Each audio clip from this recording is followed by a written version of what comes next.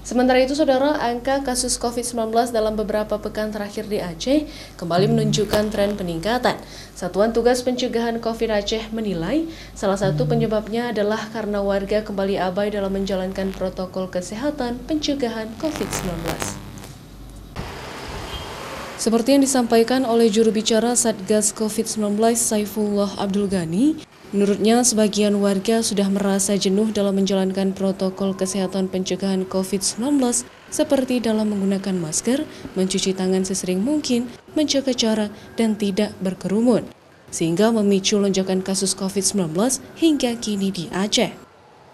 Untuk mengantisipasi lonjakan yang bertambah apalagi mendekati perayaan Idul Fitri di Aceh, warga dihimbau untuk tidak abai terhadap protokol kesehatan.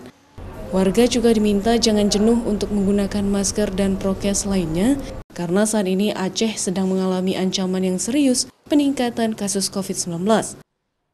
Kasus-kasus yang meningkat ini kita melihat ada kejenuhan di masyarakat untuk menjalankan protokol kesehatan. Karena kondisinya kan kita sudah sejak Maret hingga hari ini dalam situasi sosial yang tidak seperti biasa.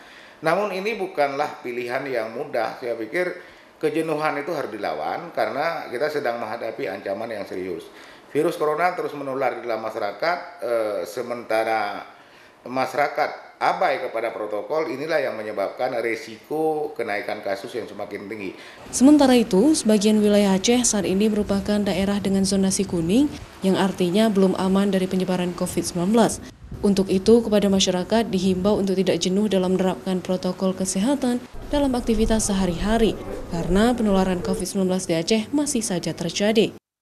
Mustajab, Kompas TV, Banda Aceh.